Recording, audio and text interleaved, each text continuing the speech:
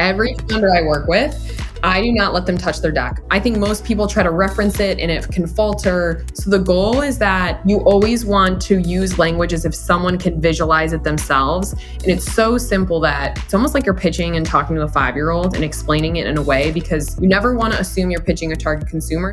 Welcome to the B2B Breakthrough Podcast. We're here to bring you all the best knowledge, insights, and strategies from e-commerce experts, successful business owners, and the team at Alibaba.com that you'll need to grow your business and achieve your next big breakthrough. I'm your host, Sierra Cristo.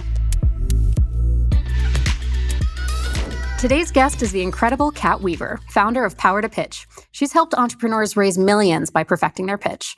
And if you caught her at Co-Create 2024, you know she delivered serious value, from coaching pitch contestants to sharing sharp insights on investing for female founders.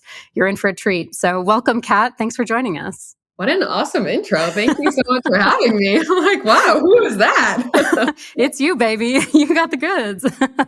Tell us a little bit about how life started for you with Power to Pitch. Well, I joke that I'm a 2-time accidental entrepreneur. I thought I wanted to go into medicine, started a company out of my college dorm room, lost everything to a fire, and then rebuilt it by winning. My claim to fame is winning 22 of 23 pitches that I applied for.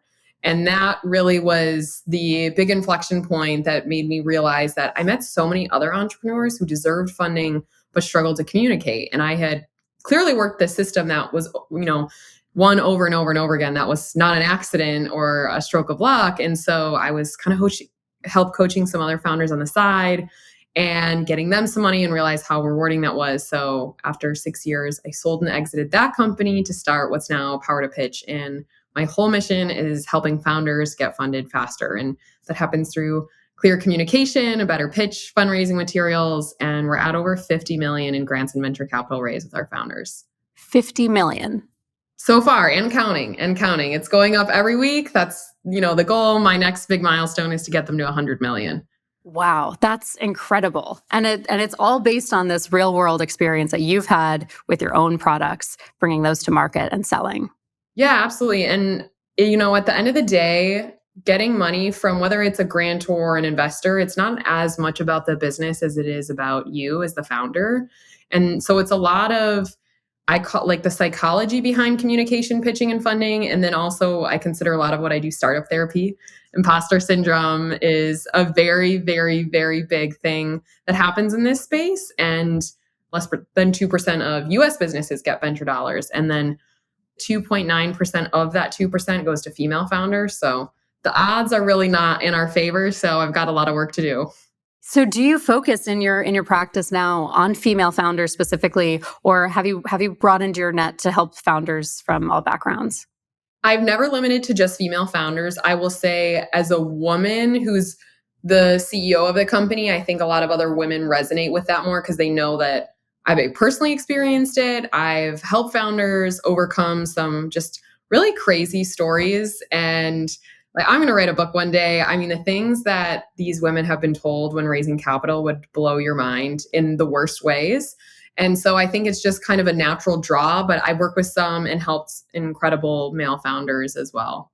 I remember you posting about some of the things that female founders have heard in these scenarios. And I hate to put you on the spot here, but I found it really impactful to hear as a woman. I'm not a founder, but it's something that you hear in interviews and you hear from other women in the space. So can you share with us some of those biases that affect female founders as they try to get funding? I will say one of the top things is whether or not the woman has children, plans to have children, is serious about the company because she's going to be affected by potentially having or has children.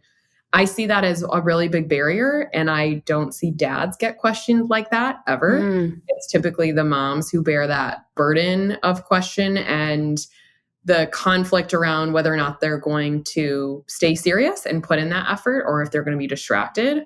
And so this is some of what I've been asked, as well as some of, sharing stories anonymously from other founders who have messaged me that an investor asking you when you plan to get pregnant is not appropriate. An investor saying that they have already invested in a female founder this year, like we're some sort of token, not appropriate. Or this is a true story. These all are, but this one seems so bizarre that you wouldn't want to believe it. But this founder had gotten investment from this individual, and she was going out to raise again and went back to the current investors to say, hey, I want to give you, first rights. If I'm raising again, I'm going to give you, a deal on the terms if you'd like to reinvest. And the investor said to her point blank, I will not invest if you plan to get pregnant again. Yeah. I'm speechless, which is not great in an audio format. Are you True. kidding? Literally real life. And it is 2025. Like, Yeah. crazy. That's just some of it. I know of some women who have been sexually assaulted or just been told, let's go on a date, or when is your husband going to join? So yeah, again, I work with some amazing male investors, male founders, but women, we hear this more often. And I think it's a bit more shocking. And that's why I'm just trying to bring some of this to the forefront, because it's not okay. How do you respond to something like that in this context? Well, I would say, one, I love that happened, because then you know that you do not want that person on your cap table. You do not want their money. You do not need their money. Good. They've told you those things. Run. Like, I'm glad that they share that, hopefully too early, where you didn't take on that money and then you're regretting it later. So that's a positive. And two, one female founder had actually told me this line. And I wrote it down because I was like, wow, this feels really powerful. I'm going to have to try it out myself. But it was, I'm surprised you feel comfortable saying that. And you say it in this questionable tone, and you're not being combative. You're not trying to change their mind. Mm-hmm. You're putting that out there and waiting for an answer. And that puts them on their toes of, hopefully they feel so stupid. But again, you're not going to want that person on your cap table anyway. So it's actually a very positive experience, as jarring as it might feel. And it's a little shocking, but typically it's really hard to change that person's mind. And it's not your job to change their mind exactly in that moment. There's so many barriers for women entering this world as it is, that when you hear responses like that to a very standard part of starting a business, to a very expected phase, when women are treated differently in that space, it's jarring, and to know how to react to that in a way that keeps you grounded in your power, and then also addresses the issue at hand. I think it's a really powerful phrase. So thank you for sharing that. Well, I appreciate you asking, because again, like, it's in one post. Who is it really going to see and reach? But my goal is, like, if I can just one more at a time, like, if that's what it takes, it's what it takes. I love following your content, because everything that you post on LinkedIn is so clear. It fosters community, because there's these things that you think, am I the only one experiencing this? And so thank you for shining a light on those moments and creating teaching moments out of them. I think there's a lot to work with there. LinkedIn has changed my life, literally. I wish more founders were on there and more active, because it's one of the most untapped platforms. Absolutely. So listen, just shameless plug now, and we'll circle back at the end of the episode to share the links and the resources, but definitely a useful platform to capture some advice along the way. On that note, I want to start talking about the process of pitching and how to adequately prepare. You've built a whole business around this, and really understanding how to make the most impact in this so crucial part of creating a business and getting funding. And I think that first element is the preparation phase, leading right up into the moment when you hook your investor at the beginning. So let's start at the very beginning and talk about, what are some things that you need to be doing as a founder leading up to a big moment in your career, and walking into a pitch room. How do you ground yourself? How do you prepare yourself for what you're about to face? Founders underestimate the amount of research. In addition to nerves, comes with a lack of preparation. And a lot of the founders that I've met or work with started very lazily, or think that it's just going to come to them, when you should have spent hours researching exactly who you're going to pitch to, ensuring they invest at your stage, ensuring they have experience in your industry. There are similar or previously successful portfolio companies, because you have to think about going in vetting them just as much as they're vetting you. There's and that's when I talk about the psychology of things, is because an investment is a marriage. It's not a one way, one person is going at 100%. There's going to be some give and take, and you are both supposed to win as the relationship grows, right? Until that exit. So that research portion is so underestimated. And two, there's a lot of imposter syndrome around the space. And I mention this a lot because even personally, as someone who's already exited a business, help founders do all these things, I still experience imposter syndrome. I am not invincible and by any means. Like I had one female founder, so she's done 18 million in lifetime sales, won Cupcake Wars twice, has a cookbook, started a new product line, and doesn't think that she deserved to raise capital. And I was like, are you kidding me? Of all your accolades? Like I sat there in shock. And so we had a whole session of like the mindset shift that you have to take of anytime you're going after funding, the mindset is you're welcome. I am giving you an opportunity to have a small piece of something so major. You're not saying you're welcome to them, right? But it's that mindset of like, I'm vetting you. I am giving you the opportunity. And so I have a business coach myself, as even coaches need coaches. And I love what my business coach says, borrow my confidence. So if you're struggling, it doesn't always have to come from you. If you want to think about taking that different perspective and you have to internalize and borrow it from someone else, you'd be surprised how far that will go. Borrow my confidence. I like that. I like making confidence feel like it's a commodity. and you can exchange it at any time. Yeah. And just really put it to work for you to get in the right space as you walk into that room. Doubt is a big killer of rounds and potential. When doubt creeps in for a business owner heading into a pitch, how can you identify that as someone reviewing the pitch? How does that present itself to you? And what are things that you look for that we can kind of reverse engineer to better understand how to conquer that doubt in our own physicality or a tone of our voice? What are some of those dead giveaways that someone has doubt in the back of their brain? So this is a pitch I did 2 weeks ago. The founder, I had started to tally because it was so distracting. She used 72 times. Whoa. And it was a 45-minute meeting. And that was when I started to tally. That isn't even all of it. And at the end, I had said, it's very obvious that you're nervous. And I can say that because we were in a mock investor call. I was literally training her for that moment.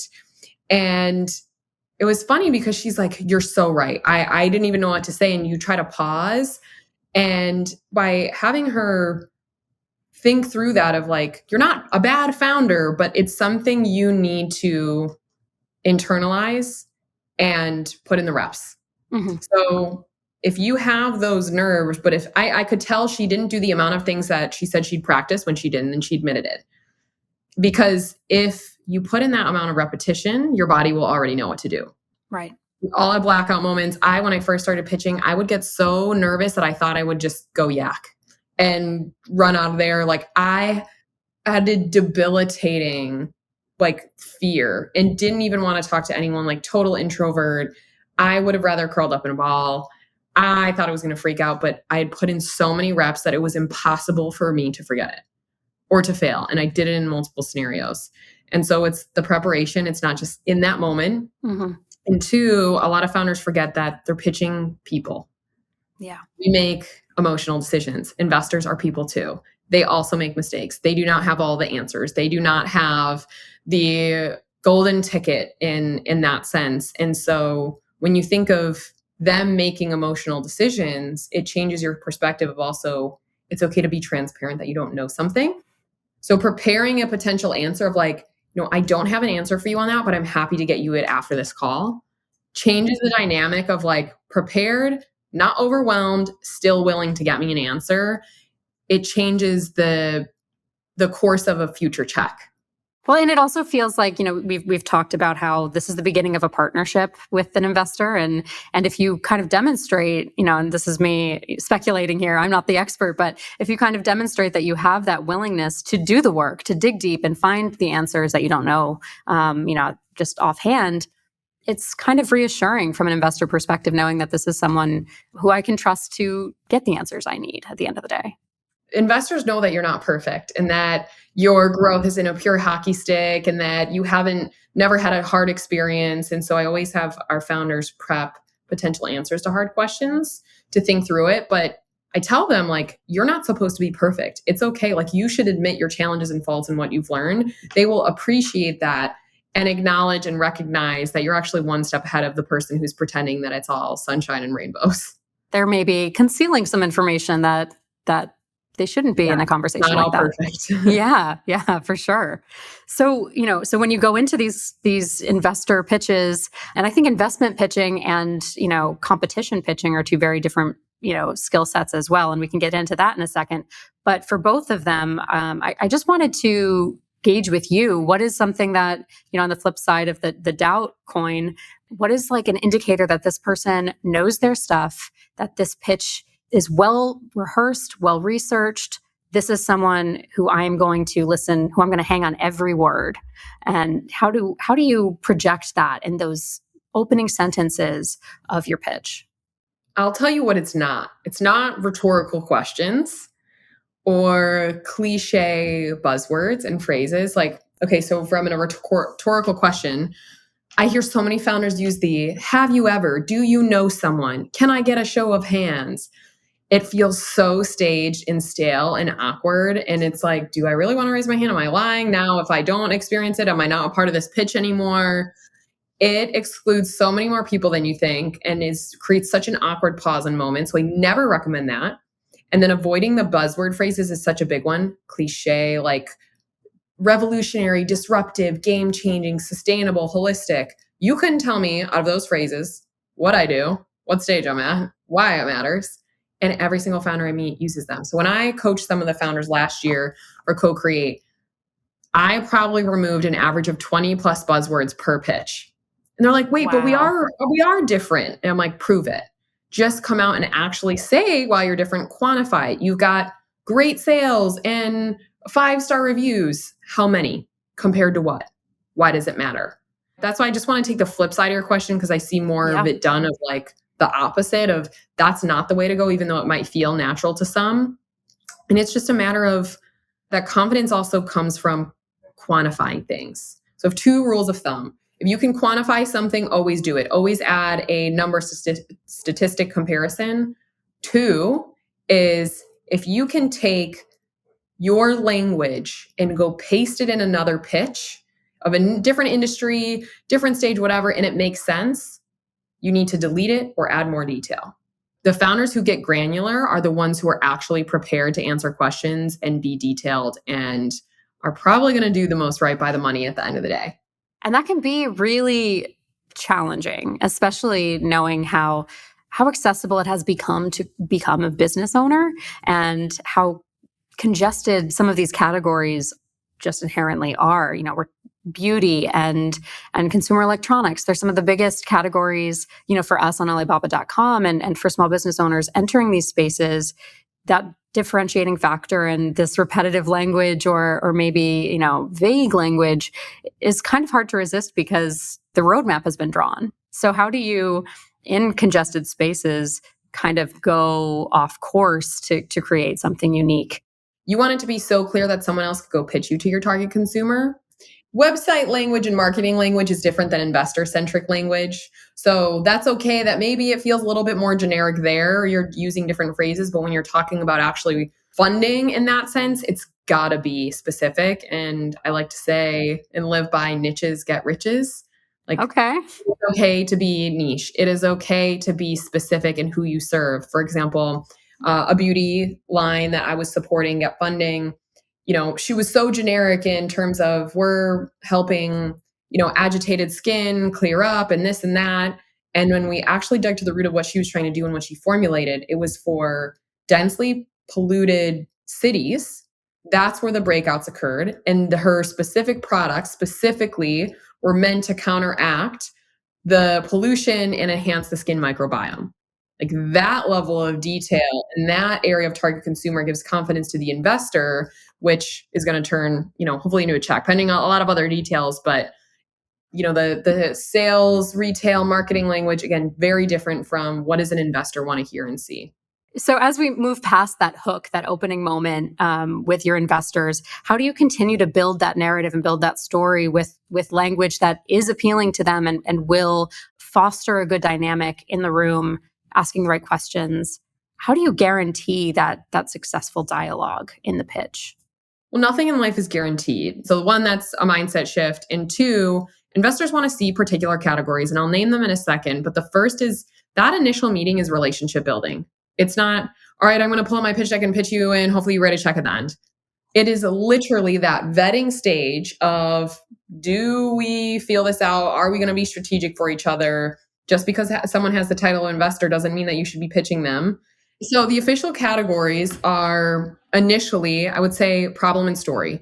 Investors make decision off of emotion at the end of the day, whether you think so or not. There is some sort of emotion, whether it's toward some of the actual tactics and market data and things that you have. It is still an emotional decision. And so problem and story, and then we always back up with statistics. Your opinion doesn't matter. You are not a $1 billion founder with a ton of exits most likely. So don't use your opinion as leverage of I think, I feel, I believe. They don't care. Use industry data to actually show this is not just my thought of the market. This is what's actually going on. That third bucket is now tell me what you do. You're building up to it of problem, story, connection, proof to now I'm solving it. I'm crazy enough to want to do this, to fix this for whatever sector and space. And then it's traction, what you've done, proof, validation, the size of the market, who you're serving, how you're making money.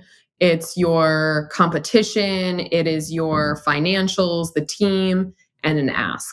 There are a ton of other details that you can add in between and that can float necessarily, but from a high level, those are the most important categories. And an initial investor pitch should be 5 to 7 minutes. And you can fit all that in 5 to 7 minutes. And I do it every day, all day long with our founders because no one wants to be talked at for 45 minutes.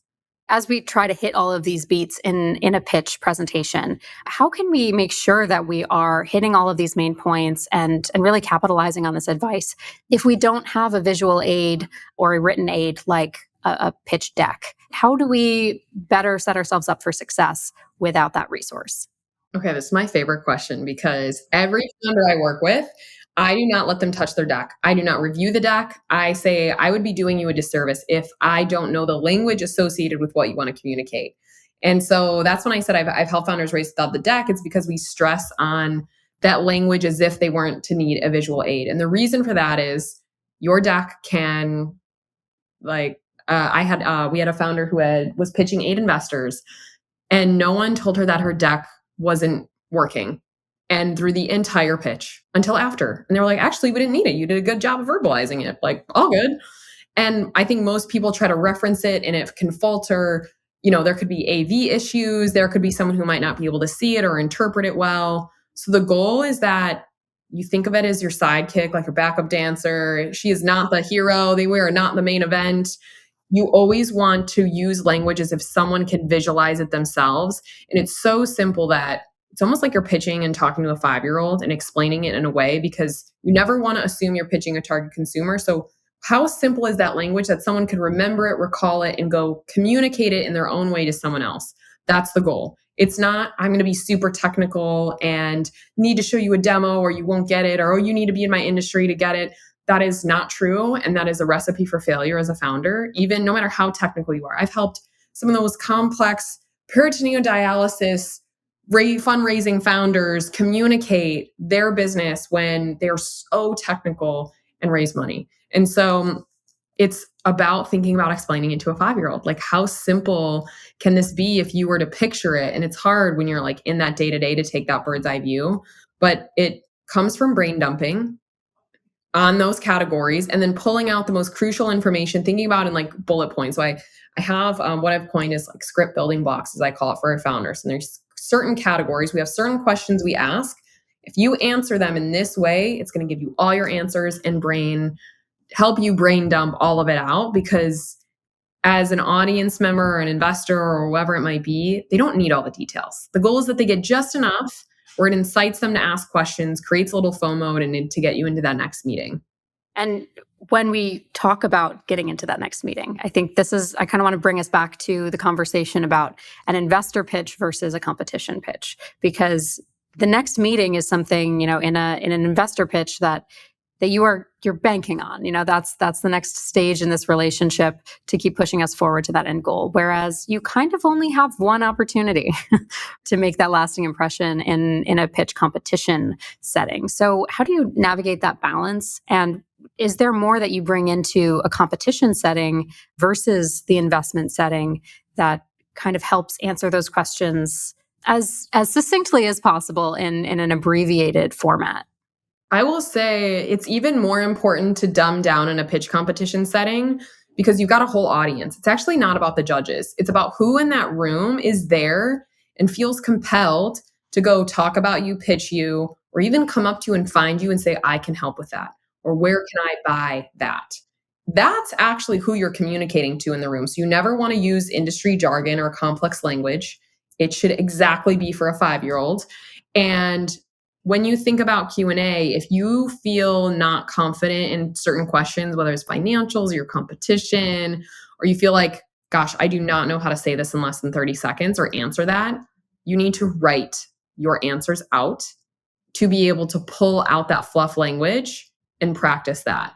Because I had one founder, I'd asked her about how she's going to move faster than the competition, or something like, how easy is it for them to copy your idea? And she went on a 5-minute long tangent, and that was a whole Q&A. No one else got to ask. She looked unprepared, defensive. So it should be so short and to the point and impactful because you don't have long to answer, and that's okay. And I will say, in a competition setting, you should make it clear of your ask, whether it's from the funding, where to find you, how to buy you, because that's for the audience again. Like, you're not there for the judges, you're there for whoever is watching you instead. For sure. It's a little entertainment, a little informational. There's so many disciplines to kind of pull into that one brief moment in the spotlight. So, again, in terms of kind of balancing out the proportions of how you're bringing this presentation to the table, how do you structure that between the dialogue, the presentation, all of the language you're using, and a demo? I know we talked about in a PowerPoint situation, you don't necessarily want to have, a highly intricate demo in the deck itself. But if you're bringing your product to the table here, how do you integrate that into the presentation without being distracting? There's a couple different variations in a competition setting. One is you put the physical product or a sample in front of the judges before you go up and pitch so they can look at it. 2, you give them a 1-pager of the breakdown of how it's going to work and visuals of how to unpack it. Just one sheet for them to see it. Option 3 is you hold the product as you're talking and you point or whatever it might be. And option 4 is your language is so clear, you actually shouldn't need it at all. And that's totally okay. If you are maybe in the sampling phase, you don't have enough, you shouldn't have to rely on a visual or something physical or the link to a demo for someone to understand it, because you've already lost them. You've given them extra work, and we're bombarded and overwhelmed by so many things that give them the least amount of work to do. And that's why I say, like, you've got those few options, but it doesn't have to be complicated. No one wants to read a huge packet or a binder worth of information. No one wants to take a bunch of huge bulky samples home. So keep it clean, keep it simple, and technically you don't even need it.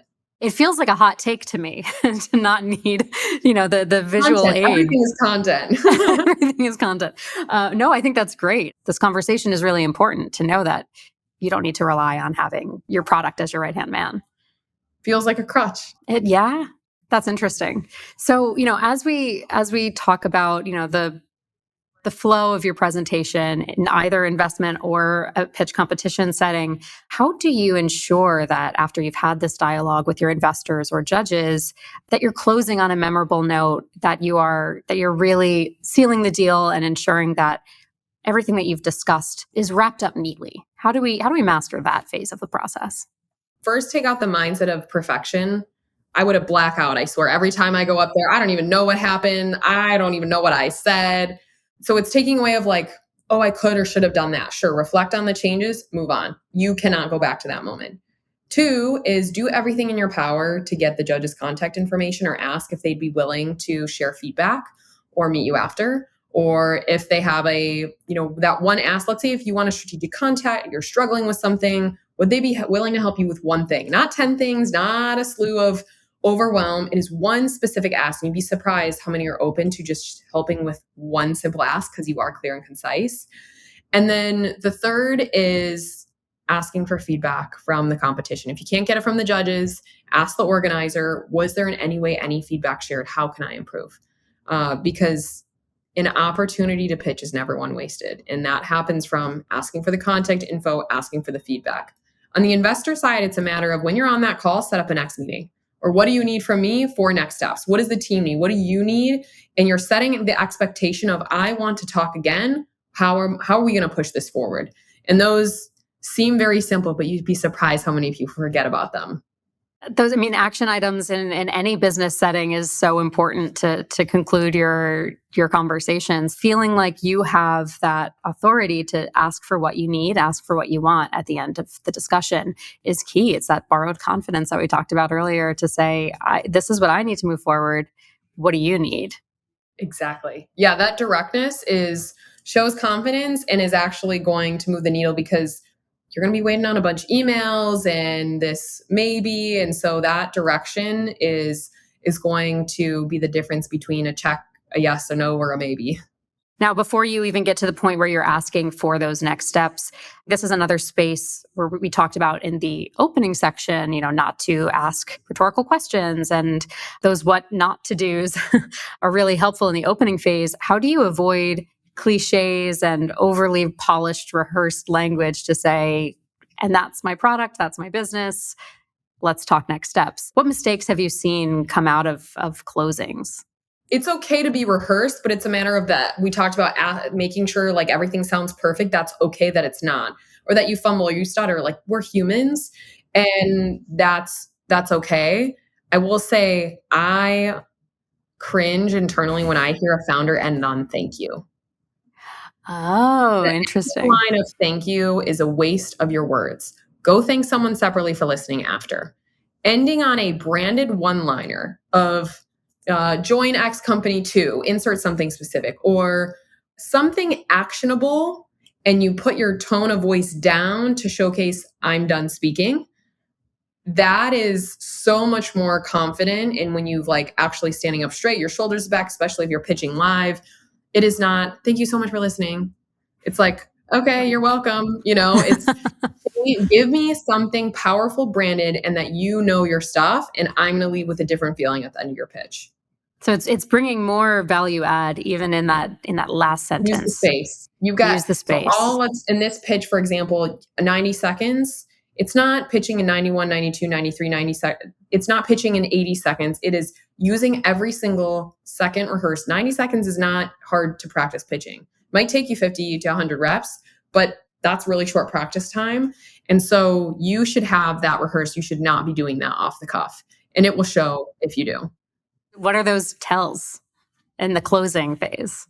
Getting caught off at the 90-second mark, hearing the timer go off, not even getting through the last bit of information like their ask or something specific about the company because they took too long on other parts and were distracted or not well rehearsed, that you're like, wait, I feel like I missed out on half of the detail. Or they try to stop themselves and try to finish, or they end on a thank you of like, and that's it. If someone ends with that's it, I'm like, oh my God, they've already lost. Like wow. That's it is such a passive, unfortunate line to end on, and it's so easy to tell that someone's like flustered, frustrated, not ready to be there and not ready to win. Have you experienced any like really memorable closing remarks in pitches that have stuck with you over the years? I work on closing pitch lines every day. There are so many. There's one, it's a app for skill-based competition, social media app. And it's join company name to show the world who's got game. And it's a play on the company name. It's a play on what they're doing. And it's super short. Doesn't have to be anything crazy. That's the only moment I say you could do something a little cliche and memorable, but it's going to be that short. But I help founders craft them every single day. And I'm seeing more bad than good because they want to do this brain dump of like this full paragraph of this is what I do. But the goal is not to give everything away. I'm going to leave you with something so sharp and curious that you're going to want more from me when this is over. It's invest in X to be a part of Y, more or less. That's cool. That's really, I think my instinct is to come in with gratitude in every instance like this. And I don't think by ending on a powerful action-oriented note like that takes away the gratitude of the situation. We're all happy to be in the room, but having that confidence to ask for what you want in the end. I think it all comes down to not being afraid to ask for it. And I think it's a really impactful formula. And use thank you in the Q&A. Thank you so much. It's a great question. Da, da, da, da. When the Q&A is over, thank you all so much for listening. Thank you for the judges, whatever. Like, that's your moment. Sure. That is the only time that you need it, or you find them individually after. I so appreciate your feedback if you have any. Like, that's the time to kind of wedge yourself in and use that portion of gratitude to try to get that like little bit of feedback or connection to a judge after it all is said and done. What does that follow-up protocol look like? How do you find those moments to connect with your judges or potential investors and kind of continue that conversation? Is it an email afterwards, or is it, more face-to-face to really stay in their minds? Face-to-face is hard. When I say LinkedIn has changed my life, I mean it, because every single one of those judges, I would send a personalized note. Thank you so much for, have your one simple ask in there, or would you be open to sharing feedback? Don't ask for a call right away. You'd be surprised how many are active on LinkedIn, Instagram, X, whatever other platforms. Like, look where they're active. You can literally see their level of activity there. It is public information. Why would you not do that? Not everyone's going to reply to their emails. If you can get one, great. But if I do get an email, I follow up 3 to 5 times until I get an answer. Like, respectful persistence. Apologies to all the judges listening, but like, you better believe that the person who is really, really trying is going to do right by your advice, and they really do want it. I've had judges that I thanked years later hire me for contracts, send me clients, Wow. invite me to certain events. This is years down the road. This is not like, oh, this moment, but because they've seen what I've done over the years and like showed up and proved that I'm going to do something right by whatever it might be, then, that relationship will compound. So it's not just in that moment, add someone on LinkedIn just because. The respectful persistence is a phrase that's really stuck with me. I like that. Be memorable, be there. But just boundaries a little bit. Exactly. As we're coming up on time, I want to just connect on what are some resources that folks can use to prepare for pitching, other than this podcast. Well, I'm sharing daily pitch tips and founder experiences, advice, and connections on LinkedIn at Kat Weaver, as well as my Instagram at I am Kat Weaver, and YouTube at I am Kat Weaver. So from the YouTube, it's the verbalization and deeper breakdowns. And then obviously the other platforms, there's some more written content, but I have a ton of free stuff out there, or you can apply to work with me at powertopitch.com. But that free pitch template is on my Instagram for every founder to get. I want to make that information accessible for anyone to start. And so it's my life's mission to help more founders get funded faster in that regard. So I hope that you find me as a resource. So you can send me on LinkedIn. If you got any questions, I am there every day hanging out. It's my favorite place to be. I love it. Well, and a shameless plug on our side as well. We've got Co-Create 2025 coming up in September, where we're doing Co-Create Pitch, and we'll have you there as a judge in the semifinals. So we're going to be working together on some content as well to help folks prepare and get their pitch in a good place prior to coming to the stage. I'm very excited, and it is very difficult and it is nerve-wracking, and not everyone has the guts to do it. So we want to make sure that all participants feel fully prepared. I love it. Well, I really appreciate your time today. I appreciate all of the energy and effort you're putting into this pitch competition with us. We're so happy to have you on board as a partner. Well, thanks so much again, Ciara. It was an honor to be here and excited to help more founders. Awesome. Us too. All right. Thanks so much, Kat. B2B Breakthrough is produced by Alibaba.com. To find out how Alibaba.com is empowering its customers with the tools, services, and resources they need to grow their business, visit Alibaba.com. And then make sure to search for B2B Breakthrough on Spotify, Apple Podcasts, or wherever you find your podcasts. Make sure to follow us so you don't miss future episodes.